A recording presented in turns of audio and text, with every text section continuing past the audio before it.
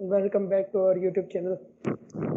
हालांकि इंटरव्यू नितिन का है, नर्वस मैं हो रहा हूँ। या तू मुंह चला, ठीक है, आनंद पीछे से लिपसिंग कर देगा। गाली के अलावा कुछ बोल सकते हैं। गाली के अलावा लोग ओसामा बुलाते थे यार, वो तो भाई काट देना ये।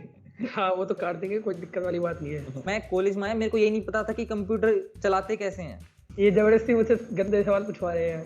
अच्छा तुझे पता है कि लादेन की 6 बीवियां थी, 6 वाइफ थी उसकी। यार पर लादेन जैसा नहीं बनना यार। Hello guys, this is Dushyant from CodeShod. तो आज हम एक नई सीरीज शुरू करने वाले हैं जिसका नाम है इंटरव्यू विद फोटोमैन्स। सो आज हमारे पास जो पहला फोटो है उसका नाम है Nitin Gupta. So Nitin Gupta is from NIT Trichy. Currently third year student है CSE से. He is also master on Codeforces and 6-star on CodeChef. And he is also an educator on Unacademy. So hi Nitin, how are you? Hi, fine, thank you. And So, how are you? I'm fine, I'm good. So basically, so आज जो ये बातें होने वाली है ये chit chat है. तो ऐसा कुछ नहीं है कि इंटरव्यू होगा, तो 1-on-1 कन्वर्सेशन है. हालांकि इंटरव्यू नितिन का है, नर्वस मैं हो रहा हूँ। No, I am equally nervous. तो नितिन क्या चल रहा है आजकल? आजकल क्या कर रहा है मतलब? यार आजकल तो बस अभी थोड़ा बहुत सीपी कम कर रहा हूँ और डेवलपमेंट स्टार्ट करने की सोच रहा हूँ। मतलब थोड़ा बहुत अदर टेक्नोलॉजीज पे ध्यान देने की कोशिश कर रहा हूँ। May be web dev, react JS थोड़ा सोच रहा हूँ सीखने की। और अनअकैडमी पे क्लास वगैरह हो रही है शुरू? हाँ यार, अनअकैडमी पे काफी कुछ कवर कर चुका हूँ मैं ऑलरेडी। तो अभी थोड़ा कम कर दिया क्योंकि ग्राफ भी कवर हो चुका है, डायनेमिक प्रोग्रामिंग भी, रेंज क्वेरीज भी, ट्राई भी कवर हुआ है। तो काफी कुछ कवर हुआ है। तो मैंने थोड़ी क्लासेस अभी तो कम कर दी हैं, पर होती हैं क्लासेस।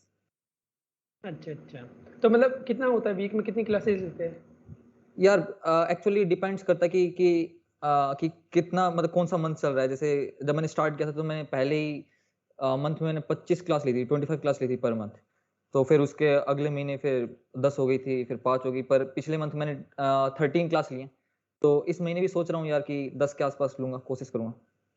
अच्छा, तो मैं पहले व्यूअर्स को बता देता हूँ कि अगर आपको अनअकैडमी पे नितिन की क्लास लेनी है तो लिंक डिस्क्रिप्शन में हम दे देंगे।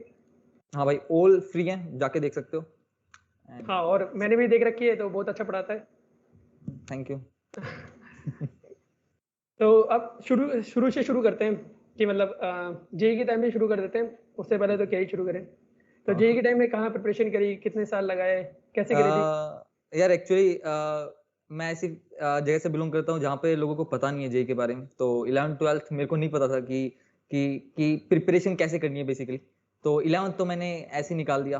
तो 12th में आया तो पता चला कि मतलब कि जेई नाम की कुछ चीज़ होती है। तो मेरे को नेट पे इटूज इंडिया करके कंपनी, देखो पहली बात तो मैं किसी का प्रमोशन नहीं करना चाह रहा हूँ यहाँ पे, ठीक है, बस मैं बता रहा हूँ कि मैंने क्या किया। कि फिर मेरे को इटूज इंडिया नाम की कंपनी है जो कि ऑनलाइन लेक्चर्स बनाती थी उस वक्त, ठीक है, कोविड का समय तो था नहीं, पर वो ऑनलाइन लेक्चर बनाती थी। वो कोरियन कंपनी है बेसिकली। तो उन्होंने एक नितिन विजय सर करके हैं, मोशन एजुकेशन प्राइवेट लिमिटेड करके कोटा में, उनकी वीडियोस को उन्होंने शूट करके डाला हुआ था और मेरे को टीचर अच्छे लगे। तो मैंने अगले दिन पापा को बोला कि पापा लेक्चर्स खरीदने हैं। तो पापा बोले ठीक है। काफी महंगा पड़ा था पर ठीक है। मैं घर पे बैठ के 12th में मैंने वो लेक्चर देखे। तो यार एक्चुअली बात इतनी सी कि जब तक आप कंपीट नहीं करते, जब तक आप बेटर नहीं बनते हो, ठीक है, आप ऐसे नहीं कि कमरे में बैठ के लेक्चर्स देख रहे हो आप बेटर बन जाओगे। एक्चुअली प्रैक्टिस करनी पड़ेगी। तो पर यहाँ ऐसा नहीं था। मैं क्या कर रहा था कि लेक्चर देख रहा था, कोशिश कर रहा था कि ठीक है हो जाएगा। तो मैंने जो लेक्चर्स देख पाया देखे। और यार उन लेक्चर्स की प्रॉब्लम क्या थी, वो वेल रिकॉर्डेड नहीं थे। मतलब कुछ टॉपिक्स बीच में कट गए हैं, कुछ ऐसे हैं। तो इतना मजा भी नहीं आता था, पर ठीक ठाक काम चल जाता था। तो मैंने 149 स्कोर किया था उस वक्त 12th में। और 149 में तो कुछ नहीं होता यार। तो जेई मेन में तो मैं सोचा कोई नहीं यार, अपन तो अच्छा कर लेंगे। तो मैं 1 मंथ के लिए फिर मैं आकाश में चला गया। मैंने फिर वहाँ क्रैश कोर्स किया जेई एडवांस के लिए। तो वहाँ 1 मंथ में भी मैं समझ गया कि भाई नहीं, अपने से नहीं होना, ठीक है, तो कुछ और करना पड़ेगा। तो फिर मैं सोचा कि ड्रॉप करते हैं। और जेई एडवांस में उस वक्त मेरा 116 स्कोर था, तो अच्छा नहीं था। तो कुछ मिलने वाला था नहीं। तो मैंने सोचा कि अब ठीक है ड्रॉप ही कर लेते हैं। तो फिर मैं यार कोटा गया। और कोटा में मैंने सोचा यार क्यों ना उन्हीं टीचर से पढ़ा जाए जिनके मैंने लेक्चर्स देखे हैं। ये तो बड़ा अच्छा होगा कि उनको मैं फेस टू फेस समझूंगा। तो कोटा में गया मैं, उधर सर्वर से बात की पूरा। और अच्छी बात क्या थी यार, हॉस्टल एंड कोचिंग एक साथ थी, ठीक है, मतलब एकदम पैरेलल में थी। मतलब यहाँ तो आप हॉस्टल में चले जाओ, यहाँ मतलब उन्हीं का ही हॉस्टल था बेसिकली, सब जॉइंट था। तो वहां पे यार मेरे को एक बात पता चली कि एक्चुअली टीचर्स पे सब कुछ डिपेंड नहीं करता, कंपटीशन पे भी सब कुछ डिपेंड नहीं करता, आपके माहौल पे डिपेंड करता है कि आप किन के बीच में रहते हो। तो मैं वहाँ गया था, तो मैं लोअर बैच में था, मैं V13 बैच में था। मतलब अगर आप 1 2 3 से काउंट करोगे तो V13 बैच है। अच्छा। तो V13 में इतना अच्छा नहीं होता, पर एक्चुअली क्या होता है कि वहाँ पे रीशफलिंग होती है, अगर आप अच्छा करते, अगर आप अच्छा करो तो पर वहाँ पे ऐसा होता होगा ना कि जैसे हाँ, V13 बैच का कोर्स जो है पीछे चल रहा होगा और हाँ, आगे चल रहा एग्ज़ैक्टली होगा, हाँ, तो वो कैसे पर हैंडल पर किया? पर एक्चुअली मैंने बहुत कुछ लेक्चर्स देखे हुए थे ना, तो वहाँ पे जब मैं गया था तो एपी, जीपी यही सब चल रहा था, तो मेरे को ये सब आता था। तो कोई दिक्कत नहीं थी, मतलब वहाँ अर्जुन गुप्ता सर थे, तो उनके साथ काफ़ी मस्त चल रही थी अपनी बॉन्डिंग। तो फिर वहाँ पे टेस्ट हुआ और मैंने काफ़ी अच्छा स्कोर कर लिया। तो वहाँ पे उन्होंने फिर मेरे को प्रमोट कर दिया। इनका एक वी स्टार बैच होता है, जहाँ पे काफ़ी अच्छी स्पेशल केयर होती है, 20 का बैच होता है और काफ़ी काफ़ी सही है। तो वहाँ पे सब टीचर्स अच्छे-अच्छे थे। फिजिक्स के लिए नितिन विजय सर, केमिस्ट्री के लिए आरआरडी सर, मैथ के लिए एनएस सर, अर्जुन सर। तो मतलब काफ़ी अच्छी केयर मिली। तो वहाँ पे मैं ऐसे लोगों के बीच में बैठता था, जिनकी रैंक 2000 4000 थी एडवांस में उस वक़्त। मतलब और वो अगले सा इम्प्रूव करने के लिए बैठे थे? हाँ, वो इम्प्रूव करने के लिए बैठे थे और अच्छा। मेरा जेईई मैंने 149 स्कोर है, एडवांस में 116 है, मतलब उनके मार्क वहाँ कहीं भी कंपैरेबल नहीं था। पर यार मेरे को एज इन इंटरेस्ट भी नहीं था, ठीक है, कि जेईई एडवांस देना है, ठीक है, मैं ठीक है सब लोग कर रहे हैं तो मैं भी चला गया करने।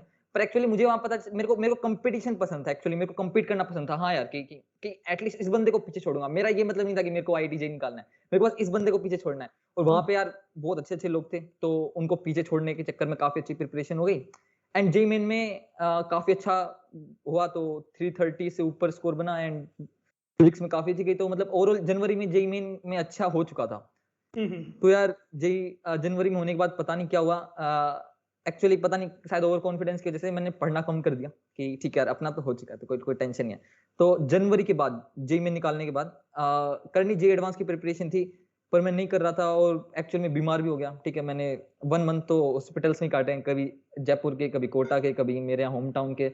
तो जेईई एडवांस के वक़्त भी यही चल रहा था, मैं हॉस्पिटल के चक्कर काट रहा था, पता नहीं क्यों? क्योंकि मेरे को डिज़ीनेस फील होती थी। रीज़न मैं नहीं जानता, मे बी ठीक है, डर था, कुछ भी था। पर एडवांस अच्छा नहीं गया, 3000 रैंक आई, तो मेरे पास एनआईएफ रैंकिंग के अकॉर्डिंग बेस्ट कॉलेज यही था, एनआईटी ट्रिची, तो मैं आ गया। और चलो एडवांस में तो तुमने रैंक बता दिया और मेंस में क्या रैंक थी? मेंस में 280 रैंक थी, 280। मतलब देखो हमारे कई होता है कि जैसे ब्रांच ओपनर होते हैं, इसने ब्रांच में बेस्ट रैंक है, पर ये हमारी कॉलेज की बेस्ट रैंक है। सो नितिन को मिली है वो 280। थैंक्स। हाँ, तो अब शुरू करते हैं। जैसे अब कॉलेज आए, तो कॉलेज आके फर्स्ट इंप्रेशन कैसा था कॉलेज का?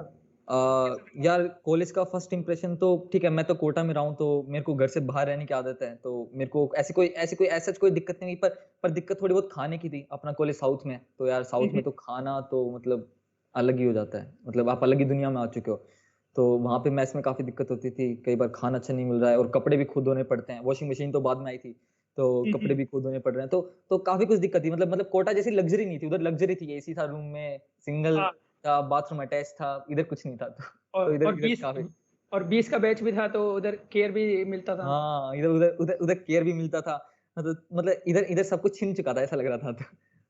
तो पर थोड़ा तो डिप्रेशन में रहा होगा कि वो। हाँ यार, कि थोड़ा अजीब लग ही रहा था यार, कि कहाँ आ गए हैं, क्या गलत डिसीजन तो नहीं है, पर एक्चुअली नहीं, अच्छा डिसीजन था। आज वो देख शुरू में लगता ही है, वो चेंज होता है माहौल तो पता लगता ही है। हम्म। अच्छा, और मतलब 11th-12th में फिर कोडिंग वगैरह तो की नहीं होगी? कोटा यार में तो नहीं यार, मैं कॉलेज में आया, मेरे को ये नहीं पता था कि कंप्यूटर चलाते कैसे हैं। मैं अच्छा, मैं यहाँ आया, मैं देख रहा हूँ कि मैं पहली बार लैब में गया, मेरे से गलती से इंसर्ट दब गया था। इंसर्ट से क्या होता है, कर्सर चेंज हो जाता है अपना। तो मैं उनको बुला के पूछ रहा हूँ, सर ये ठीक कैसे करना है? तो वो लोग ऐसे घूरते हैं, तो मतलब बड़ा अजीब लगता है। तो वहाँ शुरुआत में गए तो कुछ आता ही नहीं है, या सी प्लस प्लस की बातें चल रही हैं, कुछ समझ ही नहीं आ रहा क्या कर क्या रहे हैं लोग। सही एक्चुअली बात है। I can relate. ये सब सबके साथ हुआ था जो करके नहीं आया था कोडिंग। फिर उसके बाद कैसा लगा कि फर्स्ट फर्स्ट सेम में क्या किया? यार एन्जॉय फर्स्ट किया, टाइम घूमा में कॉलेज में? यार एंजॉय तो किया। हमने एक ट्रिप मारी। एक्चुअली मैंने फर्स्ट ईयर जितने भी अपन ने 8 9 जितने भी कॉलेज में बिताए, मैंने 2 ट्रिप मारी थी, कोडिकनाल रामेश्वरम। तो मतलब एंजॉय तो काफी किया था, कुछ अच्छे दोस्त मिल गए थे। और एक्चुअली यार मेरा भी वैसा ही माइंड था कि मार्क्स ज्यादा लेके आने, जब कॉलेज में आया तो मैंने कोडिंग पे तो फिर भी ध्यान नहीं दिया। फर्स्ट सेम में मैं फर्स्ट सेम में सीजीपी पे ज्यादा ध्यान दे रहा था कि हाँ भाई सीजीपी ज्यादा चाहिए। मेरे को लग रहा था कि सीजीपीए ही मतलब चीज़ है जो कि जिसके पीछे सब भाग रहे हैं, पर एक्चुअली हाँ, नहीं थी, मैं थोड़ा गलत था। पर मैंने फर्स्ट सेम में बिल्कुल मतलब अच्छे से जम के पढ़ाई की सीजीपीए के लिए। तो फर्स्ट सेम में कितनी बनी फिर सीजीपीए? 9.67 बनी, सीजीपीए अच्छी बन गई। पर वही कोडिंग रह गई। और अभी क्या चल रही है, मतलब ये करंटली थर्ड ईयर में है तो अभी अभी कैसी? 9.1 है। तो मतलब थोड़ा डिक्रीज हुआ है पर बचा रखे हैं, मतलब पहले हाँ, जो पर हर सेम डिक्रीज होता हुआ आ रहा है। 9.6 है और 9.4, 9.2, 9.1, तो अभी शायद 9 के नीचे चली जाएगी। मतलब दोनों बैलेंस कर रखे हैं, एकेडमिक्स भी और सीपी भी। हाँ ऐसा यार, हो- एकेडमिक्स भी जरूरी है यार, क्योंकि उसको बिल्कुल डाउन नहीं लेके जाना, मतलब बिल्कुल ठीक रखना है। सही बात। कॉम्प्रोमाइज करो पर इतना नहीं। तो जूनियर्स को पता लग गया होगा कि सीजीपीए इंपॉर्टेंट है। हाँ, सीजीपी इम्पोर्टेंट है। हाँ, तो अब बात करते हैं कि सीपी शुरू कैसे की। यार एक्चुअली सेम वही बात, मेरे को एज कुछ नहीं था कि सीपी स्टार्ट करनी है, कंपनी में जॉब मिलती है, आईसीपीसी वगैरह कुछ भी दिमाग में नहीं था मेरे। तो एक्चुअली मेरे कुछ दोस्त थे जो कि compete करते थे, ठीक है, जो अच्छी कोडिंग करते थे, तो मेरे को भी लगा यार कि हाँ यार, इनके साथ compete करना है, मजा आएगा, इनको पीछे छोड़ना है। तो मतलब एज ही, मतलब मेरा कोई मन नहीं था सीपीपी करने का, ना मेरे को कोडिंग कोई इतनी अच्छी लगती थी कि हाँ एक बैठ के किसी क्वेश्चन पे दिमाग लगाना है। तो फरवरी आया, तो मेरे कुछ दोस्त जो अदर कॉलेज के, उनसे मेरी बात हुई, तो उनसे बात होती, तो उनको पता चल मेरे को पता चला कि कोड फोर्सेस नाम की वेबसाइट है, ठीक है। तो मेरे को लगा कि ठीक है भाई, जाना चाहिए, तो मैंने वहां पे स्टार्ट किया। तो फिर अपने कॉलेज के भी 2-3 दोस्त आ गए, सौभाग्य, ऋषभ, ऋतिक, कुछ दोस्त हैं जो आ गए कोड फोर्सेस पे। तो एक्चुअली फिर कंपटीशन बन गया। लीडर बोर्ड में हम 4, जो एक्चुअली मैं मेनली 3 लोगों के साथ compete करता था, लीडर बोर्ड में देखता था कि यार इस बंदे ने आज 3 कर लिए क्वेश्चन और मैंने 2 किए। तो हाँ, थोड़ा सा कंपटीशन रहता था, एक्चुअली उसी कंपटीशन के कारण सीपी किया मैंने, वरना मेरा कोई इंटरेस्ट नहीं है कि जिनकी क्या सीपी में मजा आता है मेरे को कोई, ठीक है, मतलब मैं कंपटीशन करता हूँ। और एक्चुअली आज इसलिए कम कर दिया क्योंकि मेरे दोस्तों ने भी कम कर दिया सीपी, तो मेरी भी कम हो गई। अच्छा अच्छा। और डेव का नहीं सोचा, मतलब सीपी जाने से पहले एक बार डेव को या, एक्सप्लोर कर लिया जाए। यार एक्चुअली संगत की बात है, मेरे को ऐसे दोस्तों की संगत ही नहीं मिली जो जो डेवलपमेंट में थे, तो मैं भी डेवलपमेंट नहीं कर पाया। अच्छा, तो मतलब वही है कि जूनियर्स अपने दोस्तों को अच्छा रखें, अपने जैसे सेल्फ माइंडेड रखें कि जिनका माइंडसेट एक जैसा हो। बिल्कुल यार। तो वही है कि अब जैसे कोई जूनियर्स शुरू करना चाहता है सीपी, तो कहाँ से शुरू करना चाहिए? मतलब तुम्हारे साथ तो दोस्त है, हो सकता है कोई अकेला हो, कोई अकेला कर हाँ रहा हो, यार, यार दोस्तों के साथ। अकेला थोड़ा सा टफ होता है, क्योंकि यार आपको पता नहीं होता, ठीक है, कि मतलब कि मैं बेटर कर रहा हूँ नहीं कर रहा, मैं कुछ गलती कर रहा हूँ नहीं कर रहा, क्योंकि आप अगर किसी बंदे से पीछे, मतलब कोई बंदा आपके साथ स्टार्ट करने वाला है, अगर वो बेटर कर रहा है तो आपको पता लग जाएगा कि उसके थ्रू कि आप कुछ गलत कर रहे हो, क्या पढ़ना चाहिए क्या नहीं पढ़ना चाहिए। जैसे मेरे केस में बात करूँ तो मेरा एक दोस्त था ऋषभ, वो काफी अच्छी अच्छी चीजें पढ़ता रहता था, तो उसके थ्रू मेरे को भी पढ़ने को मिल गई। जैसे मैंने डीपी के सारी फॉर्म्स उसी के साथ बैठ के सीखी हैं, डिजिट डीपी, बिटमास डीपी, जो भी सब कुछ था। तो एक्चुअली खुद सीखने में, मतलब अकेले होने में दिक्कत है थोड़ी, पर अगर आप किसी दोस्त को साथ ले लो तो ठीक है। पर स्टार्ट कैसे करना है, मेन पॉइंट ये है। या स्टार्ट करने के लिए सबसे पहले कॉन्टेस्ट स्टार्ट करो, तभी तुम्हें पता लगेगा कि क्या चीज है, ठीक है। एक्चुअली पहले पता लगना चाहिए ना कि compete कैसे करना है। यार यहाँ थोड़ा डिफरेंस है जेई और सीपी में, कि जेई में क्या है कि अपने पास एक ना एक स्ट्रक्चर्ड पाथ होता है, ठीक है, टीचर बता देता है, टीचर को फॉलो करते रहो, कोचिंग्स की क्वेश्चन जो दे रहे हैं उनको फॉलो करते रहो, मतलब आपका निकल जाएगा जी, अगर आप सब कुछ फॉलो करते हो। जनरली लोग फॉलो नहीं करते, अलग बात है, पर वो सब फॉलो करोगे निकल जाएगा। पर सीपी में ऐसा नहीं है, सीपी में कोई स्ट्रक्चर्ड वे नहीं है, ठीक है। तो सब कुछ रैंडम है, ठीक है, आप कभी आज ये क्वेश्चन कर रहे हो, कभी कुछ कर रहे हो, कभी कुछ कर रहे हो। तो एक्चुअली बात ये कि मेरे केस में इतना सा था कि हम compete करते थे, कॉन्टेस्ट करते थे, क्वेश्चन नहीं होता था, मतलब जैसे जैसे एक्चुअली जो बिगिनर होगा वो एक क्वेश्चन तो करेगा, अगर एक भी नहीं करेगा तो कभी तो एक ने एक क्वेश्चन स्टार्ट, कभी ना कभी पहला क्वेश्चन करेगा। तो वो क्या देख सकता है, वो एडिटोरियल देख के समझ सकता है कि सेकंड क्वेश्चन कैसे करना है, ठीक है, मतलब खुद नहीं हो रहा पर वो समझ सकता है कि सेकंड क्वेश्चन कैसे करना है। तो अल्टीमेटली वो 1 से 2 क्वेश्चन पाएगा, 2 से 3 पाएगा, 3 से 4 पाएगा, ऐसे यार डी तक पहुंच जाएगा एंड काफी अच्छी रेटिंग हो जाएगी। तो तो मतलब एक्चुअली अब सॉल्व करते रहना है, हाँ, एक अब एक जो सोल्व करते नहीं हुए, रहना जो इंपॉर्टेंट नहीं है। हुए वो भी करना है ट्राई।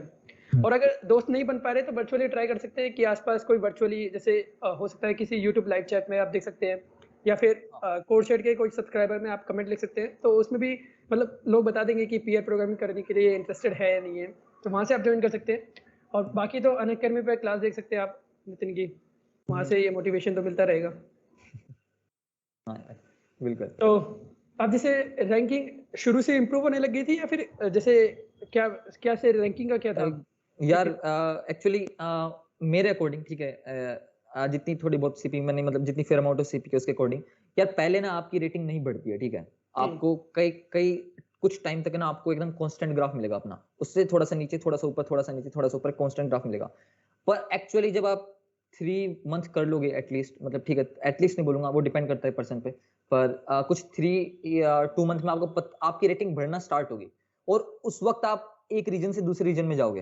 जैसे अगर आप ग्रे रीजन में हो तो फिर आप प्यूपिल रीजन में जाओगे, और फिर प्यूपिल रीजन में थोड़ा घूमोगे, फिर स्पेशलिस्ट रीजन में जाओगे, फिर स्पेशलिस्ट से थोड़ा जाके फिर एक्सपर्ट में, फिर एक्सपर्ट से कैंडिडेट मास्टर, फिर कैंडिडेट मास्टर से मास्टर। तो एक्चुअली होता क्या है कि आप एक्चुअली हर रीजन के लिए ना अलग अलग तरीके होते हैं प्रिपेयर करने के। जैसे ग्रे में आपको इम्प्लीमेंटेशन आनी चाहिए, पीपल में जाओगे तो थोड़ा बहुत लॉजिक डेवलप करना आना चाहिए, स्पेशलिस्ट की बात करें तो थोड़ी बहुत आपको डीपी, प्रेफिक्स, सम वगैरह वगैरह आनी चाहिए। तो एक्चुअली जैसे जैसे रीजन चेंज होते हैं ऐसे ऐसे आपकी रिक्वायरमेंट चेंज होती है कि आपको क्या क्या क्या क्या आगे पढ़ना चाहिए। तो ये है कि यार फ्लो के साथ बने रहो और सीखते रहो कि क्या क्या चाहिए। क्वेश्चन तुम्हें पता लग जाएगा कि ठीक है तुम्हारा क्वेश्चन क्या नहीं हो रहा है, अगर उसके लिए कुछ पढ़ना है, प्रीफिक्स पढ़ना है तो प्रीफिक्स जाके पढ़ो। अगर अगर लॉजिक का क्वेश्चन था तो सोचो कि क्यों नहीं सोच पाए, अगर मतलब कोशिश करो बेसिकली, ताकि ताकि फ्यूचर में कभी ऐसा क्वेश्चन आए तो कर पाए। पॉइंट इतना सा। अच्छा, बिल्कुल सही है। सो मतलब जैसे बिगनर्स होते हैं उनको रिसोर्सेज ढूंढने में प्रॉब्लम होता है कि मतलब ऐसे नहीं है कि किसी भी रैंडम कॉन्टेस्ट में चले गए तो अगर हाई प्रॉब्लम सॉल्व करते हैं डिमोटिवेशन फील होता है, और अगर कुछ छोटा मोटा करते हैं तो फिर उससे रेटिंग इंप्रूव नहीं होती है। सो रिसोर्सेज चूज कैसे किया जाए? यार ये काफी बड़ी दिक्कत है सीपी में, क्योंकि कुछ भी ऑर्गेनाइज नहीं है। आईआईटी जेई में सब ऑर्गेनाइज होता है, पर यहाँ पे कुछ ऑर्गेनाइज नहीं होता। तो एक्चुअली मेरे लिए भी काफी मुश्किल था कि कैसे सीखना है। पर यार एक दिन में सब कुछ नहीं सीखना, तो एक्चुअली करना क्या है, जैसे आपने कॉन्टेस्ट दिया, आपको पता लग जाएगा कि क्वेश्चन किस पे है, ठीक है, मतलब क्या चीज चाहिए मेरे को इसको पढ़ने के लिए। वो ट्यूटोरियल में लिख देते हैं जनरली कि आपको ये चीज आनी चाहिए समझने के लिए, या वो पूरा प्योर सॉल्यूशन ही लिख देते हैं नेव अप्रोच में। तो वहां से आपको पता चल जाता है क्या चीज सीखनी है। उस चीज को तुम यूट्यूब पे जाके सर्च करो, कहीं भी जाके सर्च करो। अनअकैडमी फ्री लेक्चर, मतलब मैं अनअकैडमी का प्रमोशन नहीं करना चाह रहा, पर कहीं भी तुम जाके नेट पे सर्च करो, और वहां पे तुम देख सकते हो कि समझना कैसे है, ठीक है। तुम्हें काफी सारी वीडियोस मिलेंगी, काफी सारे सोर्सेज हैं, ऑर्गेनाइज नहीं है, पर तुम्हें खुद सर्च करना पड़ेगा। तो सर्च करो कि जो भी चीज चाहिए, डीपी चाहिए तो डीपी नेट पे जाके सर्च करो, ग्रीडी चाहिए तो ग्रीडी नेट पे जाके सर्च करो। तो एक्चुअली बहुत सारे रिसोर्सेज है, बस तुम्हें ढूंढना पड़ेगा, मतलब कोशिश करनी पड़ेगी। बेसिकली एक्सप्लोर करना है सारी चीजों को, कहाँ से यूट्यूब से मिल सकता है, कहाँ से मिल सकता है, और पैसे देने की जरूरत नहीं है। तो तुमने कहीं पैसे दिए थे कि कहीं कोर्स वगैरह लिया था कुछ? यार एक्चुअली टू बी ऑनेस्ट हमने लिया था शुरुआत में, पर हम में से किसी ने देखा, ठीक है, हमने कुछ दोस्तों ने मिलकर लिया था, पर हम में से किसी ने नहीं देखा। एक्चुअली उसकी डेडलाइन भी चली गई थी, मतलब एक्सपायर भी हो गया था, हमें पता ही नहीं था एक्सपायर हो चुका है। हमने कभी रैंडम देखा तो हमें पता चला कि हाँ हमने कोई कोर्स लिया था और वो एक्सपायर हो चुका है। तो एक्चुअली सीपीआर लेक्चर लेने की जरूरत नहीं है, लेने की जरूरत नहीं। हाँ बिल्कुल यार, ठीक है, मतलब ये एक्चुअली ये ऐसा नहीं है कि यहाँ पे आपको मतलब किसी कोचिंग की जरूरत है, या फिर कोई सिखाए आपको, स्पून फीड करे, इसकी जरूरत नहीं है। प्रैक्टिस करनी पड़ेगी, बिना प्रैक्टिस के नहीं होगा। तो कोशिश करनी चाहिए कि प्रैक्टिस करो, ना कि लेक्चर देख रहे हो यार, लेक्चर देखने से कुछ नहीं होगा, ठीक है। मतलब इन शॉर्ट प्रैक्टिस करो, बेसिकली कॉन्टेस्ट दो, जाके compete करो दोस्तों के साथ। लीडर बोर्ड में देखो, अपने खुद की रैंक देखो कि कहाँ से कहाँ मैं बेटर कर रहा हूँ या नहीं कर रहा, क्या रीजन है। तो ऐसे होगा, मतलब कोर्स वोर्स खरीदने की जरूरत नहीं है मेरे अकॉर्डिंग। तो यार नितिन, कितने साल हो गए, मतलब कितने महीने हो गए कोडिंग करते हुए, सीपी करते हुए? और यार मैंने पिछले साल के फेब में स्टार्ट की थी, फेब के एंड में स्टार्ट की थी, मार्च के अर्ली में मान सकते हो, मतलब ठीक है मार्च के स्टार्टिंग में। तो मान सकते हो यार कि 1.5 ईयर के आसपास हो गया। अच्छा, तो मतलब काफी अच्छा समय लगा है सीपी में। हाँ यार बहुत स्लो प्रोसेस है काफी। हाँ, तो तुम्हें कुछ ऐसा लगा कि जैसे अभी तुम मास्टर हो कोड फोर्सेस पे, तो पहले जो कोडिंग थी, सो क्या माइंडसेट में कुछ चेंज आया, क्या लॉजिकल थिंकिंग में कुछ चेंज आया तुम्हारे 1-1.5 साल में? हाँ यार काफी मतलब होता क्या था कि पहले ना आपको लॉजिक पता नहीं रहता, आप क्वेश्चन देख रहे हो कि समझ नहीं आता। पर एक्चुअली अगर आज मैं कोड फोर्सेस पे जाता हूँ तो ABCD के अप्रोच समझ क्वेश्चन पढ़ते ही आ जाते हैं दिमाग में, क्योंकि मैं वैसे क्वेश्चन पहले कर चुका हूँ। तो आपको एक फेयर अमाउंट ऑफ क्वेश्चन करना पड़ता है, आपको लॉजिक डेवलप हो जाए। जैसे अगर मैं कोड फोर्सेस की बात करूँ तो कोड फोर्सेस पे यार अप्रोक्स 7000 प्रॉब्लम्स होंगे, ठीक है, एट मैक्स 7000। अगर आप 1000 क्वेश्चन कर लेते हो, 1000 क्वेश्चन कर लेते हो, तो यार ये मान सकते हो कि आपने हर 7 क्वेश्चंस में किया हुआ है, ठीक है। तो आपको एक्चुअली आसानी होगी। जैसे मैं एक रिसेंट की बात करता हूँ, ठीक है, अभी जस्ट परसों एक कॉन्टेस्ट हुआ था कोड फोर्सेस पे। उसके अंदर 2 चीजें चाहिए थी, एक तो मास्किंग चाहिए थी, एक प्रेफिक्सम चाहिए था, और वो ई प्रॉब्लम थी। ई मतलब 10 सेकंड बेस्ट प्रॉब्लम था कॉन्टेस्ट का। तो मैंने एक क्वेश्चन किया हुआ है कोड शेफ पे जिसमें मास्किंग की जरूरत थी, प्रेफिक्सम तो आता है पहले से, मतलब उसके ऊपर भी क्वेश्चन किए हुए हैं, और दोनों को मिक्स कर दोगे तो आप वो ई प्रॉब्लम कर पाओगे। तो एक्चुअली आपको प्रॉब्लम का ऐसा नहीं कि वो प्रॉब्लम आपको पहले की होनी चाहिए, पर उसमें जो जो टॉपिक्स यूज हो रहे हैं आपको पहले किए होने, मतलब आप पहले उन पे क्वेश्चन पेश कर चुके होगे, तो आसानी होगी करने में। तो मैं काफी सारी प्रॉब्लम कर चुका हूँ, तो अभी उनको मिक्स करके क्वेश्चन हो जाते हैं, ठीक है। मतलब अभी कुछ ना नई टेक्निक आती है जो कि नहीं पता, वो अलग बात है। पर अगर कोई यूजुअल जनरल टेक्निक पे तो अलग मतलब अब कोई सोचना वोचना पड़ता नहीं है, इतना हो जाता है। सो जैसे तुम अन अकेडमी पे एजुकेटर हो, तो बहुत सारे बच्चे डाउट वगैरह पूछते होंगे कि मतलब रिसोर्सेज को रिलेटेड, क्वेरीज रिलेटेड, तो मतलब जनरली क्या डाउट होता है मेजर बच्चों का? यार सबका यही डाउट होता है कि क्वेश्चन कहाँ से प्रैक्टिस करना है, ठीक है। सब लेक्चर देख लेते हैं कि हाँ कि क्वेश्चन कहाँ से ढूंढने की, कि ठीक है। मतलब मान लो अगर स्पार्स टेबल समझाए तो स्पार्स टेबल समझ में आ गया, पर क्वेश्चन चाहिए ना यार प्रैक्टिस करने के लिए, जहाँ पे तुम कोड सबमिट कर पाओ। तो एक्चुअली यार काफी सारे अल्टरनेटिव होते हैं, ठीक है। कोड फोर्सेस, कोड शेफ, इन सब के अल्टरनेटिव होते हैं, तो तुम वहां पे जाके ढूंढ सकते हो। जैसे बात करो तो अल्टरनेटिव नहीं बोलूंगा, मैं कहूंगा कि उनकी एपीआई के थ्रू बिल्ड काफी सारे ऐप हैं। जैसे कोड फोर्सेस का लैडर करके है, contest mania dot web dot app है, केनकू ऐड कोडर के लिए। तो इन सब पे क्या है कि आप जाके बिल्कुल एकदम चार्ट की तरह देख सकते हो कि क्वेश्चन की रेटिंग क्या है, कौन सा क्वेश्चन इजी है, कौन सा क्वेश्चन हार्ड है, तो उसके थ्रू कर सकते हो। और बाकी यार अगर तुम्हें चाहिए कि टॉपिक वाइज क्वेश्चन चाहिए, तो काफी सारे ब्लॉग्स हैं कोड फोर्सेस पे। तुम क्या कर सकते हो कि गूगल पे सर्च करो कि ये टॉपिक है, और कोलन में डाल सकते हो, मतलब डबल कोट्स में डाल सकते हो कि साइट कोड फोर्सेस, तो तुम्हें कोड फोर्सेस पे काफी सारे ब्लॉग्स मिल जाएंगे जो कि टॉपिक वाइज क्वेश्चन तुम्हें प्रोवाइड कर देंगे। और सबसे बेस्ट सोर्स है सीपी एल्गोरिथम। वहां पे तुम्हें टॉपिक के नीचे काफी सारी 6 to 7 प्रॉब्लम्स मिल जाती हैं। cpalgorithm.com करके काफी अच्छी वेबसाइट है, उस पे मतलब टॉपिक वाइज तुम्हें एडिट मतलब ट्यूटोरियल भी मिलेगा और साथ में प्रॉब्लम से मिलेंगी, तो सीपी एल्गोरिथम को चेकआउट करना। और क्वेश्चन अगर टॉपिक वाइज चाहिए तो एक और वेबसाइट है CSES करके, जहाँ पे तुम्हें जैसे रेंज क्वेरीज, डीपी, ट्री, तो तुम्हें सब कुछ ना एक सेक्शन में करके देंगे। मतलब काफी सारा अमाउंट ऑफ प्रॉब्लम काफी सारी हैं, एंड बहुत क्लासिकल प्रॉब्लम है, तो सिलेक्टेड प्रॉब्लम्स है उसमें। हाँ, CSES और सीपी एल्गोरिथम, ये सब वेबसाइट है, चेकआउट करो, नेट पे ढूंढोगे सब मिल जाएगा। हाँ, मतलब बेसिकली बाहर निकलो और कंफर्ट जोन से बाहर निकलो, एक्सप्लोर करो, तो पता चल एक्सप्लोर। जाएगा, पूछने की जरूरत नहीं है। हम्म तो मतलब कुछ लोग पूछते हैं कि जैसे डीएसए क्या करना है, डीएसए करना जरूरी है क्या सीपी से, सीपी में कॉन्टेस्ट देने से पहले?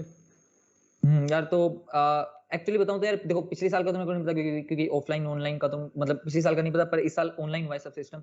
तो एक्चुअली मैंने देखा कि यार कि ओटी का लेवल बहुत बढ़ चुका है। जैसे अगर आप अच्छी कंपनीज की बात करो, गूगल, उबर, डीशो, इंट्यूट, तो इन सब के टेस्ट मैंने देखे हैं कि काफी हार्ड है, ठीक है। मतलब ऐसा नहीं कि आप लीड कोड, binary.com, इन सब के प्रॉब्लम्स करके आप कर पाओ। तो कोड फोर्सेस, कोड शेफ पे जाना पड़ेगा अगर इनके ओटी थोड़े अच्छे से करने हैं तो। और तो मतलब मैं कहूंगा कि अगर आपका टारगेट डिपेंड करता है यार, कि ठीक है, अगर आप किसी भी कंपनी में इंटर्नशिप के लिए तैयार हो तो कोई दिक्कत नहीं है, ठीक है। आप डीएसए करो, हो जाएगा। क्योंकि कंपटीशन मतलब वहाँ पे क्वेश्चन इजी होते हैं और कंपटीशन इतना नहीं होता। पर अगर आप अच्छी कंपनी के लिए क्रैक करना चाह रहे हो तो एक्चुअली सही चाहिए सीपी, है ना। टू बी ऑनेस्ट चाहिए सीपी, तो सीपी करना जरूरी है। एंड यार सेकंड बात की, अगर आप और भी चीजें करना चाहते हो, ठीक है, Kick Start, Code Jam, Hacker Cup, ICPC, तो सीपी करना जरूरी है, ठीक है। मेरा ऐसा कोई मोटिवेशन था नहीं कि इन सब में पार्टिसिपेट करना है, तो मैंने सीपी एज ए फन किया है। मतलब ऐसे किसी का मतलब इनको टारगेट करने, मतलब इन एग्जाम्स को टारगेट के लिए नहीं किया कि ठीक है मेरे को निकालना है, बस एज ए फन किया है। तो मैं कहूंगा कि कोशिश करो करने की सीपी, क्योंकि बेटर है, ठीक है। मतलब और डीएसए सीपी का सबसेट है, तो अगर तुम सीपी करते हो तो तुम्हें डीएसए अपना पा जाएगा, पर डीएसए करते हो तो वही बात है कि अगर तुम यार 50 केजी वजन उठा पा रहे हो तो 100 उठाओगे, ये जरूरी नहीं है, पर अगर 100 उठा रहे हो तो तुम 50 तो उठा ही पाओगे, तो ऐसा है। सही है। सो जैसे अभी तुम्हारा इंटर्न लग गया है, आगे का क्या प्लान है? मतलब अभी क्या करना है, डेवलपमेंट शुरू करना है या हाँ यार, इंटर्न तो से पहले? मैं यही सोच रहा हूँ कि थोड़ा बहुत देख लेता हूँ कि यार कि मतलब गिट, डोकर, कोई भी टैग, मतलब सोच रहा हूँ कि एक्सप्लोर कर लूँ, क्योंकि अभी काफी सारा टाइम है, 7 to 8 मंथ है इंटर्न के लिए। तो कोशिश करेंगे कि डेवलपमेंट कर लूँ, बाकी सीपी कंटिन्यू रहेगी, ठीक है। And Unacademy and CP continue करूंगा, एंड डेवलपमेंट स्टार्ट करने की कोशिश करूंगा थोड़ा, कि और बाकी सब कैसे। जैसे नेक्स्ट सेम से हमारी कॉलेज भी ऑफलाइन हो जाएंगी, तो हाँ फिर क्या होपफुल। प्लान है? कॉलेज कॉलेज में क्या करने का प्लान है? एक्सप्लोर, घूमने घूमने, हाँ यार घर वही है, पे रहने का? जो फन नहीं कर पाए घर बैठ के, वो कॉलेज में जाके करेंगे। तो अभी इंटर्न किस कंपनी में लगी ये तो हम नहीं बता सकते, कॉन्फिडेंशियल है, कॉलेज की तरफ से हम नहीं बता सकते। बाकी बहुत बड़ा टेक जाइंट है, तुम समझ ही गए होगे किस टेक जाइंट में लगी है। और होपफुली तुम्हें पता चल जाएगा थोड़े, मतलब अगर आप सब्सक्राइब करके रखोगे चैनल को तो पता चल जाएगा कि किस कंपनी में इंटर्न लगा है नितिन का। सो जैसे कई बच्चों का डाउट है कि जैसे कंपनी में जाके हमें डेवलपमेंट ही करना है एंड में, तो कंपनी में जाना एंड गोल है, अगर कंपनी में जाके डेवलपमेंट करना है तो बीच में सीपी को क्यों लाना? हाँ यार, एक्चुअली जिन्होंने कोटा फैक्ट्री 2 देखी है उनके वो समझ जाएंगे कि यार एक्चुअली सीपी टफ है, और टफ चीज करने से ना कॉन्फिडेंस आता है। तो आप ट्राई करो कि कोडिंग में कॉन्फिडेंस आएगा, ठीक है। सीपी करोगे तो इंटरव्यू में बैठोगे या फिर कोडिंग टेस्ट दोगे तो कॉन्फिडेंस रहेगा कि हाँ यार कि हम्म, अपने लिए तो सब इजी है, तो दिक्कत नहीं है। एंड यार पता नहीं, मैंने डेवलपमेंट इतना एक्सप्लोर नहीं किया, पर मेरे को ऐसा लगता है कि जो लोग सीपी करते हैं उनके लिए मे बी डेवलपमेंट थोड़ा इजी हो, ठीक है। मतलब पता नहीं, ऐसा लगता है मेरे को। तो एक्चुअली कंपनी में जाके तो डेवलपमेंट ही करनी है, तो हम्म। पर सीपी करना मतलब बता नहीं सकता है कि ठीक है, मतलब ऐसे ऐसा कोई इंपॉर्टेंट चीज नहीं है कि वो नहीं करोगे तो कुछ नहीं होगा, पर कर लोगे तो ठीक है यार, अच्छी बात है, मतलब एक प्लस पॉइंट है, नेगेटिव पॉइंट नहीं है इसका। अच्छा, और कभी ऐसा लगा है कि जैसे डेवलपमेंट कर लेते तो थोड़ा बेटर पोजीशन पे होते हम, या फिर सीपी बेटर ही था, हमारा डिसीजन सही आ, था? यार एक्चुअली मे बी सीपी करना ज्यादा मेरे को ठीक ही ऑप्शन लगता है, क्योंकि मेरे कई सारे दोस्त हैं जिनको डेवलपमेंट बहुत फाड़ आती है, ठीक है, मतलब बहुत हम्म, अच्छे से आती है। पर उनको वो अपॉर्चुनिटीज नहीं मिली। जैसे यार पता नहीं, मेरे को रिसेंटली एक लिंक्डइन पे किसी कंपनी ने अप्रोच किया, जिन्होंने बस मेरी कोड शेफ की रेटिंग देख के, पर हम्म। उनको चाहिए एआईएमएल का के लिए चाहिए था, उनकी कोर टीम को ज्वाइन करने के लिए। पर एक्चुअली अच्छा। मुझे एआईएमएल नहीं आती, तो मेरे को तो मना ही करना पड़ा, पर एक्चुअली अपॉर्चुनिटी मिली, मैं इतना कहना चाहता हूँ। तो हम्म, एक्चुअली सीपी करने से अपॉर्चुनिटीज मिलती है, ठीक है यार। कोड फोर्सेस कोड शेफ की रेटिंग का थोड़ा बहुत तो मैं कहूंगा कि हाँ, कि कुछ तो है कि मतलब लोग प्रेफर करते हैं कि अच्छी है, मतलब ठीक है, किसी Codeforces CodeChef AtCoder rating अच्छी है, तो कि हाँ, कि बंदे को थोड़ी बहुत कोडिंग अच्छी आती है। वो यार देखो, मैंने कोई इतनी फार रेटिंग तो ले नहीं रखी है, मतलब ठीक है, हम्म। मतलब एवरेज टाइप की है मेरी, मतलब एवरेज भी नहीं कहूंगा, एवरेज से थोड़ी सी ऊपर है, पर हाँ। इतनी फार नहीं है, आईसीपीसी टाइप जितनी नहीं है। तो मैं कहूंगा कि यार इतनी भी कर लोगे तो भी काम चल जाएगा, ठीक है, you will get equal opportunity. So CP करना इतना हार्ड नहीं, क्योंकि आपको उस लेवल पे नहीं जाना, ठीक है, आपको रेड नहीं बनना है। अगर आपको बेसिकली आप टारगेट नहीं कर रहे कि आईसीपीसी वर्ल्ड फाइनल्स और ये कोडजेम वर्ल्ड फाइनल्स, मतलब ठीक है, हैकर कप, ये सब टारगेट नहीं कर रहे, तो अगर आप कंपनीज को टारगेट कर रहे हो या बेसिकली फन के लिए करना चाहते हो, तो इतना बहुत है, ठीक है, कैंडिडेट मास्टर मास्टर पहुंच जाओ। पर अगर आप इनको टारगेट करो तो रेड पहुंचना जरूरी है, वो कि टफ होता है, ठीक है, वो इजी नहीं है। तो मैं कहूंगा कि सीपी हम्म। इजी है, पर डिपेंड करते है कि आप कहाँ तक पहुंचना चाहते हो। अगर आप जैसे मैं जिस लेवल पे हूँ, अगर आप वहां पहुंचना चाहते हो तो बहुत इजी है, ठीक है, करते रहो, मिल जाएगा सब कुछ। अच्छा, मतलब जैसे कंपनीज में पहुंचने के लिए, जैसे कंपनीज होगी गूगल, माइक्रोसॉफ्ट, टॉप हम्म, कंपनीज में पहुंचने के लिए, मतलब कहाँ तक सीपी करना जरूरी है? मतलब कि इस रेटिंग तक पहुंचना, एक्सपर्ट, मास्टर, मतलब मिनिमम हम्म। क्या होना चाहिए? यार एक्चुअली मेरे कुछ दोस्त हैं जो कि एक्सपर्ट हैं, ठीक है, हम्म, उनसे मोस्टली क्वेश्चन हो जाते हैं, ठीक है, पर कुछ हम्म, नहीं भी होता, जैसे गूगल का टेस्ट नहीं हुआ था उनसे। तो हम्म, कैंडिडेट मास्टर की बात करें तो कैंडिडेट मास्टर पे यार एकदम आप मतलब एकदम एकदम एकदम अच्छी पोजीशन पे हो कि ठीक है यार, कि कोडिंग टेस्ट तो हम निकाल ही लेंगे, कुछ भी हम्म। किसी कंपनी का कोडिंग टेस्ट तो निकाल लेंगे। डिपेंड करता है कि यार कि मतलब एक किसी ऐसे टॉपिक से आ जाए जो आपको नहीं आता, ठीक है। अब जैसे कोई अगर मेरे को अभी कंप्यूटेशनल ज्योमेट्री का क्वेश्चन दे दे, मैं नहीं कर सकता, क्योंकि मैंने वो चीज पढ़ी नहीं है। तो बात इतनी सी है कि अगर आपकी डोमेन के अंदर वो फॉल कर जाता है वो क्वेश्चन, तो आप कर पाओगे। और वो हम्म, डोमेन काफी बढ़ जाता है अगर आप जैसे जैसे बढ़ते चले जाते हो। जैसे एक्सपर्ट का डोमेन थोड़ा छोटा होता है, कैंडिडेट मास्टर हम्म, का थोड़ा बड़ा, हम्म। मास्टर का थोड़ा बड़ा। तो तो यार एक्चुअली ऐसा नहीं है कि मतलब ऐसे कोई फिक्स नहीं है कि एक्सपर्ट बन गए तुम गूगल माइक्रोसॉफ्ट का ओटी निकाल लोगे। तो पर ये है कि अगर तुम कैंडिडेट मास्टर मास्टर बन जाते तो कि हाँ, कि ठीक है, कि ये 99% तुम निकाल ही लोगे, कोई दिक्कत नहीं है। हाँ, बाकी तो लक का है, लक में हाँ है, यार। जो हो वही होगा, जो मंजूर है खुदा होगा। हम्म। तो अनअकैडमी पे तुम एजुकेटर हो, तो कैसे मतलब लगा कि अनअकैडमी पे पढ़ाना चाहिए? कैसे मतलब तुमने उसका इंडक्शन वगैरह दिया? कैसे तुम्हारा? ओके, सो एक्चुअली आप पिछले सेम में उन्होंने ना हायरिंग के लिए वो निकाला था, पोजीशंस निकाली थी। तो हम्म, उनका एक कोडिंग टेस्ट हुआ। वो कोडिंग टेस्ट क्लियर करने के बाद वो आपका एक वो they asked to make a 20 minute video कि तुम कैसा पढ़ाते हो। तो 20 मिनट वीडियो बनाने के बाद उन्होंने फिर 2 इंटरव्यूज लिए, एंड उसके बाद उन्होंने सिलेक्ट कर लिया था। तो उन्होंने ओवरऑल 7 to 8 एजुकेटर सिलेक्ट किए थे, तो उनमें मैं भी था। मतलब जनरली वो लोग यूट्यूबर्स को ले लेते हैं यार, ठीक है, मैंने देखा है कि काफी सारे जो यूट्यूबर्स हैं उनको हम्म। ले लेते हैं पढ़ाने के लिए। हाँ। पर मेरा ऐसा केस नहीं था, तो मेरे को उनको हायरिंग प्रोसेस के थ्रू जाना पड़ा।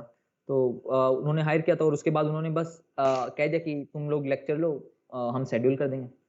अच्छा, तो मतलब वो जो टॉपिक बताते हैं, टॉपिक वो बताते हैं, और तुम्हें उस टॉपिक पे पढ़ के और फिर पढ़ाना होता है? हाँ यार, एक्चुअली अनअकैडमी यार 2 पार्ट्स में डिवाइडेड है कि आप फ्री का पोर्शन करना चाहते हो या पेड का करना चाहते हो। तो हम्म, पेड वाला पोर्शन वो डिसाइड करते हैं कि क्या पढ़ाना है, कब पढ़ाना है, सब कुछ। अगर आप फ्री का पोर्शन पढ़ाना चाहते हो तो टॉपिक भी आप डिसाइड करोगे, टाइम भी आप डिसाइड करोगे। तो मेरा केस फ्री वाला है, तो मैं तो फ्री का कंटेंट ही पढ़ाता हूँ। तो मैं टॉपिक डिसाइड करता हूँ, मैं टाइम डिसाइड करता हूँ।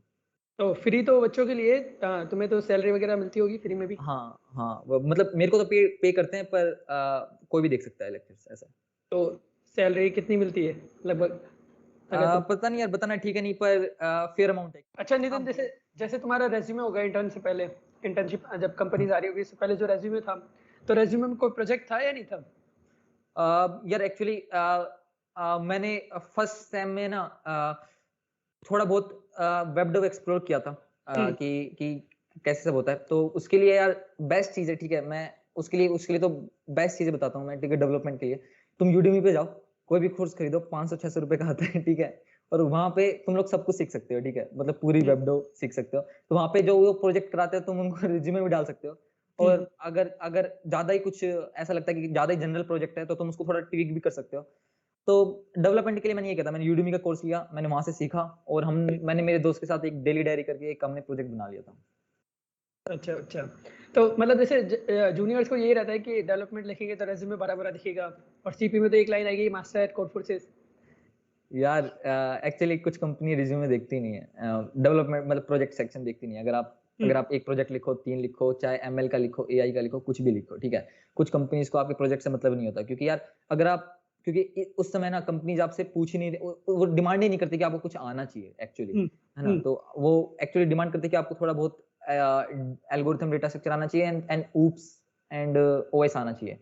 बाकी उनको कोई मतलब नहीं है, ठीक है। आपने कोई प्रोजेक्ट कर रखा है, ठीक है, नहीं कर रखा, ठीक है, पर झूठ नहीं लिखना होता, ठीक है। मतलब कि रिज्यूमे में अगर कि आपको जैसे एमएल आती नहीं है, आपने किसी और का प्रोजेक्ट डाल के लिख दिया, ये गलत होगा। अगर उन्होंने गलती से कुछ क्वेश्चन पूछ लिया तो लग जाएगी। तो कोशिश करना कि सब कुछ सच डालो, मे भी कुछ जो करो वो छोटा हो, पर कहीं से भी मतलब खुद करो, मतलब उठा के करो, पर खुद से मतलब करो। क्या, कितना भी छोटा हो वो चलेगा, पर हाँ, झूठ नहीं होना चाहिए बिल्कुल झूठ भी। नहीं होना चाहिए, बिल्कुल भी।